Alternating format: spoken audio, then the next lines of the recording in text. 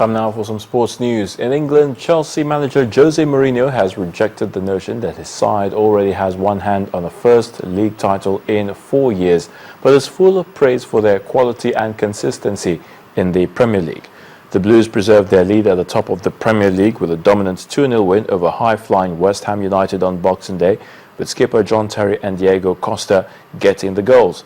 Next up for Chelsea is Sunday's trip to Southampton, and Mourinho is wary of the Saints, who moved up to 4th on the league table after a 3-1 win against Crystal Palace. Meanwhile, in other Boxing Day fixtures, Arsenal kept within touching distance of the top 4 with a 2-1 win over Queen's Park Rangers. But it was a nervy clash after the Gunners were reduced to 10 men and conceded a second-half penalty. Bottom of the table, Leicester City's winless run is now 13 matches after Christian Eriksen's goal gave Tottenham a deserved 2-1 victory. A brace from Wayne Rooney and one from Robin van Persie handed Manchester United a 3-1 win against Newcastle United. Gylfi Sigurdsson's free kick earned Swansea a 1-0 win over Aston Villa and secured the Welsh side their second successive Premier League win. Manchester City, the English champions, scored 3 first-half goals and survived the snowstorm as they beat West Brom to stay 3 points behind Premier League leaders Chelsea. World number 2 Roger Federer has admitted that he would have found it difficult to continue playing tennis if he had been relegated from the show courts at major events. A very difficult 2013 had seen the 33-year-old written off by many, but the resurgence last season saw him end the year as world number 2, and he's now heading into 2015 as a real threat to add to his haul of 17 Grand Slam titles.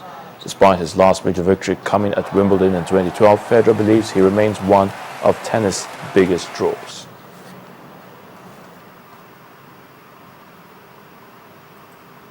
Red Bull boss Christian Horner believes 4-time Formula One world champion Sebastian Vettel will be a better driver for the struggles he has endured in 2014.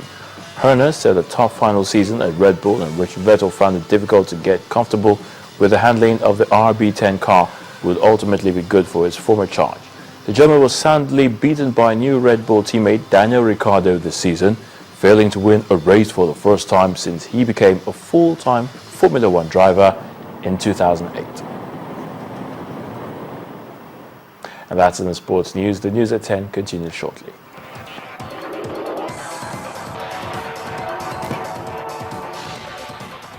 Still on the foreign scene, but away from sports news, it's been 10 years since the dreadful tsunami that killed over 200,000 people in Asia, and the loss is still greatly felt by the survivors.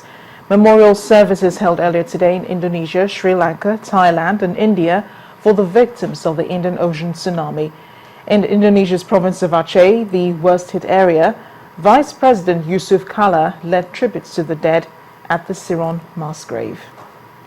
Indonesia held a ceremony on Friday to commemorate the 10th anniversary of the 2004 tsunami disaster. Led by Indonesian Vice President Yusuf Kala, the official memorial service was held in Banda Aceh, the capital of the worst-hit area in Aceh province, where at least 168,000 people were killed. About 226,000 people were killed across 13 nations, making it one of the worst disasters in human history.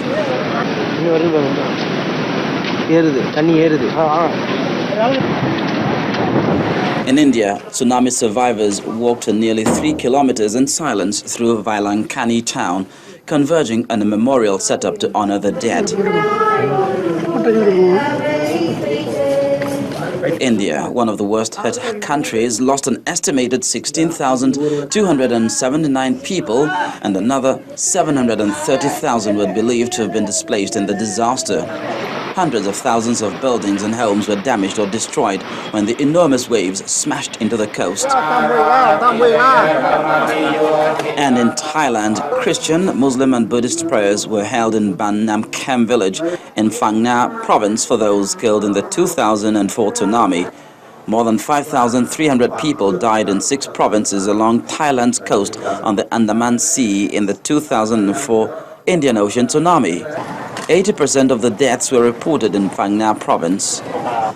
Interior Minister General Anupong Pao Chinda visited the Tsunami Wall of Remembrance at the village and said it was important to prevent future disasters. A 9.15 magnitude quake opened a fault line deep beneath the ocean a decade ago and triggered a wave as high as 57 feet, which crashed ashore in more than a dozen countries, wiping some communities off the map in seconds. Sri Lanka was also one of the worst hit countries, losing an estimated 35,322 lives as the waves swallowed up large parts of the coastline. A total of 516,150 people were displaced and 119,562 buildings and homes destroyed in Sri Lanka alone. On to violence in Syria, where the government planes and helicopters are said to have dropped barrel bombs in ISIS areas, killing 40 people. The crudely made explosives were dropped on Thursday night into Friday early morning in Al-Bab and Kabasin near Aleppo. Nearly 200,000 people have been killed since the uprising against President Bashar al-Assad started in 2011. Another 3.2 million people have fled the country, while 7.6 people have been internally displaced. The UN and rights groups say most of the dead are civilians, sometimes targeted by the government. And it seems Ukraine's government has come to an agreement of some sort with rebels in the Donetsk region that could help end the country's internal crisis.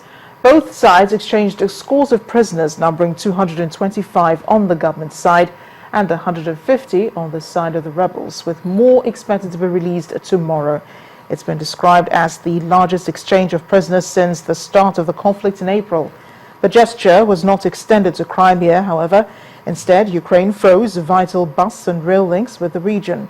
Meanwhile, the world's two largest credit and debit card companies, Visa and MasterCard, say they can no longer support bank cards used in Crimea following fresh US sanctions imposed this month.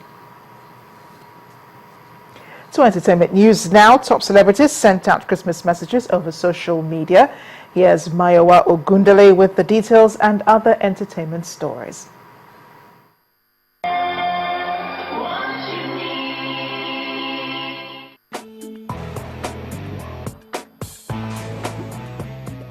Well, happy Boxing Day, everyone. Here are your trending entertainment stories. In the spirit of Christmas, celebrities including Mona Lisa Chinda, Funke Akindele, and Osita Iheme, amongst others, have taken time out of their busy schedules to wish fans and associates a Merry Christmas over their various social media handles. While singer LD and Two-Face Idibia accompany the Christmas messages with family pictures, Funke Akindele and Mona Lisa sent out e-greeting cards to their fans. Still on holiday stories, singer, songwriter, and poet Ayokunle Shofu has released a Christmas song titled Abara Tintin. The feel-good, soulful song was shot in Lagos with an old-school theme. Ayo, ayo, Abara Tintin. Ayo, ayo, Abara Tintin. Jesu deo, efeyin feyin. Jesu deo, efeyin feyin. Ejuri, efijo bejo. And in preparation for his holiday concert, multiple award-winning rapper Olamide has released the co-headliners of his Olamide Live in Concert gig. The dope rapper announced over his social media an army of trending entertainers, including Ice Prince, M.I. Nice, Timaya, Davido, Patoranking, and many more.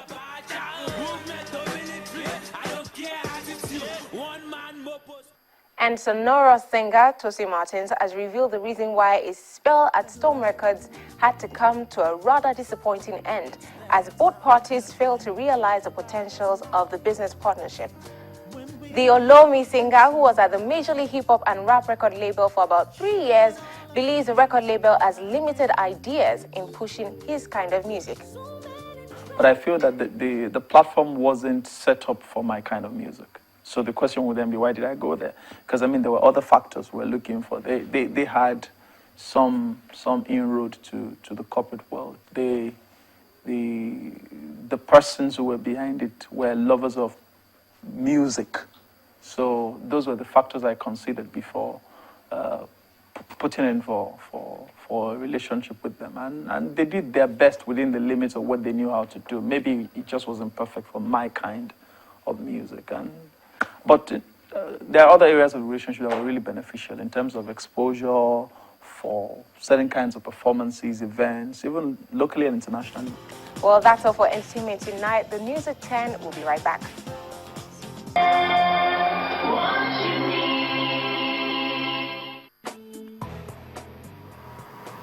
Thanks a lot, Maya. The Lagos State government has announced the cancellation of this month's environmental sanitation exercise in the state. The Commissioner for Environment, Mr. Tunji Bello, told Channels Television that the decision was taken to ensure uninterrupted Yuletide celebrations for residents. Still in the spirit of the Christmas season, the streets of Lagos have come alive with colorful Christmas decorations and lightings. Our next story captures Lagosians trooping out to revel in the beautiful ambience around the metropolis with friends and family. The tale of Christmas in Lagos cannot be told without the story about the colors of Christmas created by spectacular decorations. The ambience changes completely as daylight retires, paving way for thousands of small light bulbs blinking at varying intervals to recreate the scenery.